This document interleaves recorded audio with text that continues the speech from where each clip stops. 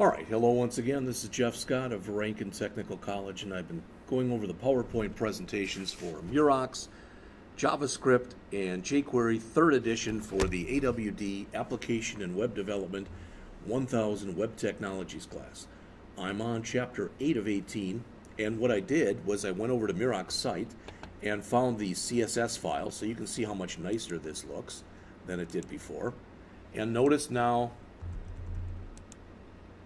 okay. All right, so all of it works. Now I'm still not coming in here. I should be formatting that to make sure this one and this one are both email addresses. Notice if they're not the same, it catches that. If they're empty, it catches that. All right.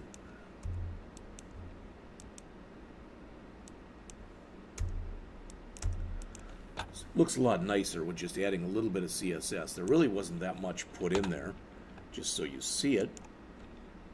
About 25 lines worth. All right. I'll probably end up prettying that up a little later, but that's fine. So let's talk about the actual code that was put in here to make this work the way that it works. All right, so let's take it from the top right here. You can see that an event handler for the click event is coded within the event handler for the ready event. So inside of ready, this is saying basically when we click the join list button right here, what are we doing? Well, we're grabbing the values that we put into each one of the text boxes for our email address, and we're assigning them to local variables, email address 1 and email address 2. Then we are setting a local Boolean variable to true. We're assuming that the stuff is valid. You can either assume that things are valid and be proven wrong, or you can assume that things are invalid and be proven right. All right, so this is looking at the first email address, and it says if it's blank, go over to where currently you have that red asterisk and replace that, the text in there, with the this field is required, and now set is valid to false because, okay, why? Because it's not valid. Otherwise, there's something in the email address, so get rid of what's in that asterisk by just setting it equal to the empty string. Then do the same exact thing for email address 2. So this is validating that there is something in both of them. All right. Then check to make sure that if the first one is empty, you want to say it's required. All right. Otherwise, again, we're setting it equal to nothing. And we have to come in and we have to double check to make sure that not only is the stuff here required, but that it equals one another. All right.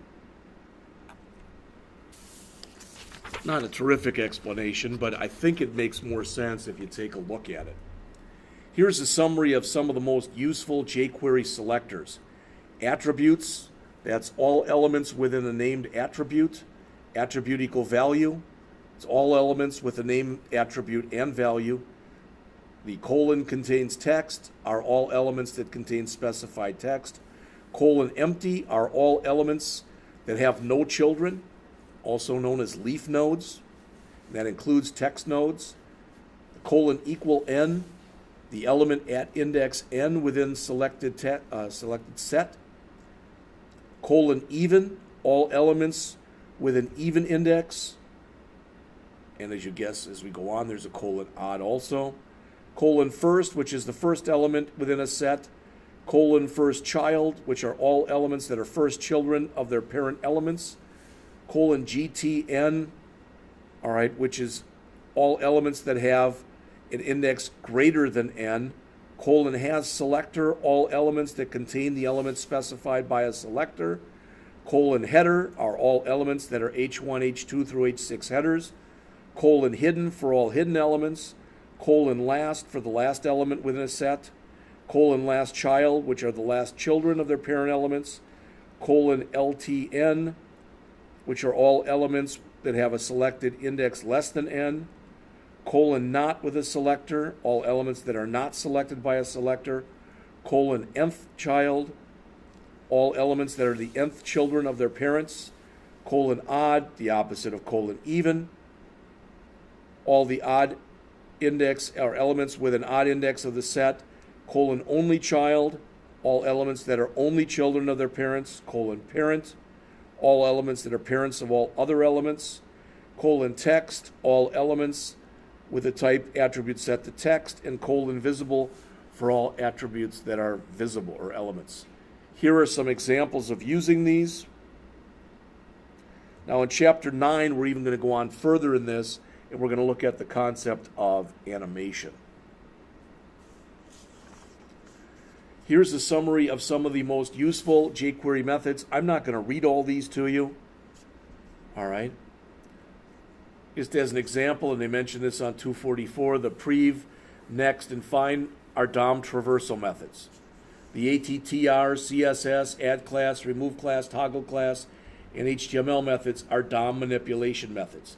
Hide and show are done for effect. Each is used for miscellaneous. Now the table might look like, it's like, oh, I'll never get this stuff, but you don't have to memorize it. Part of being, or in becoming proficient in this is knowing where to go when you need to find something. All right. Now a couple of examples here. In this first example, the ATTR method is used to get the source attribute for an element with image as its ID. In the second example, the ATTR method is used to add an SRC attribute to the selected element. In the third example, the CSS method is used to change the color of the selected property to blue, or a selected element, I should say.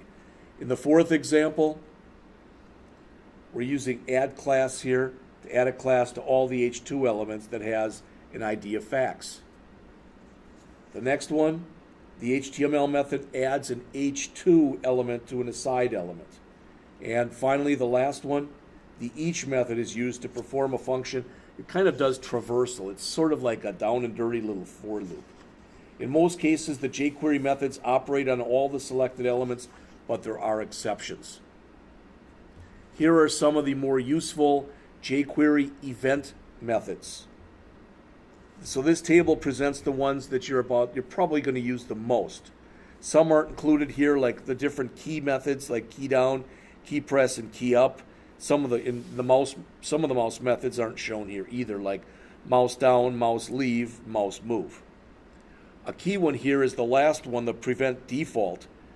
All right, and you'll use that a lot of times, especially if you don't want to allow the user, if they click on a hyperlink, to not go anywhere. All right. So there's some examples of this. This first example, it works just like the click event, except it handles a double click. All right. There's an example under that of the hover, which provides for two event handlers. One when the mouse's pointer moves into an element, and the other one when it moves away. So it calls one of two different anonymous functions. There's the example of the prevent default. Now there's other methods that you should be aware of, and some of them are shown here. The on method attaches an event handler to one or more events. The off method removes an event handler from one or more events. The one method attaches an event handler and removes it after only one run, and the trigger, which triggers an event for a selected element. All right. So the on basically allows you to attach an event handler to different events. Here, it's used to attach an event handler to the click event of an element with clear as its ID. An advantage of using the on method is that you can use it to attach an event handler to two different events, as opposed to if you want to attach it to two different events of two different elements, you've got to write two different handlers. For some applications, you may want to remove an event handler when some condition occurs, and that's when you use the off. Right there.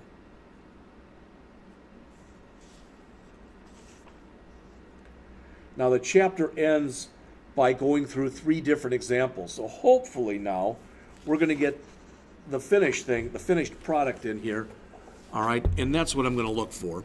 So I'm going to go back and I'm going to grab this. I think this is probably the same one we had, but I'm going to grab this one and stick this main into our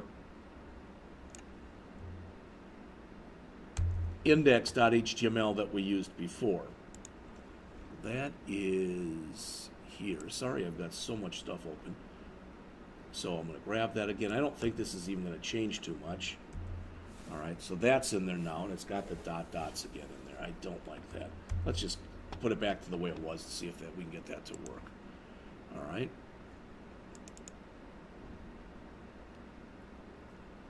This is our CSS. We have that. This is our jQuery.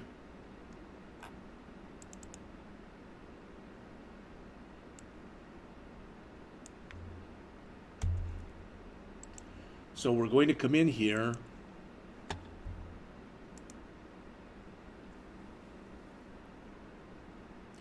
and after we add this, we're going to add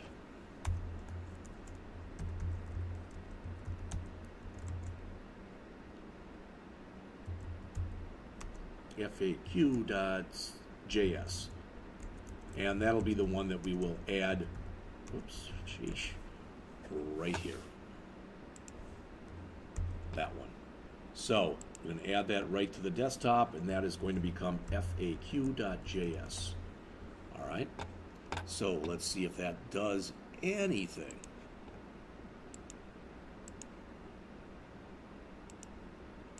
Still isn't working. Something is missing. I'm not sure what it is, but you know what? Let's look at the stuff in here anyway. All right. What this is saying is, if the attribute is not equal to minus, hide it. Otherwise, show it. And even though this is set up with hyperlinks, set the prevent default, all right, and set that prevent default to cancel the default operation, which would say otherwise, what we would want to do would be to go to that hyperlink, and we don't want to do that. Again, we're going to be going over much more of this, and this is the first time we've run through a lot of this stuff. So if it's not making a boatload of sense, don't let it worry you. All right, second, they go through an image swap application where if you click on any one of these thumbnails, it goes into the area down here. There's the HTML. I'm not even going to try it. Just a little bit of CSS. And all that CSS does is it makes sure that these display inline so they're on the same line. And there's the JavaScript. And then finally, a rollover. So if you take your mouse and you put it on here, the image will change. And when you put it off, it'll go back again. All right. That is it for this chapter. When I come back and go through the next chapter, it will be Chapter 9, and Chapter 9 is on effects and animation. I do want to mention we will be going through this stuff in more depth and breadth of coverage in class. Even if it doesn't make a lot of sense now, when we get to that point in class, hopefully it'll make more sense, and it is your responsibility, I guess, that if it doesn't, that you ask. All right, I'll be back with a Chapter 9 lecture shortly.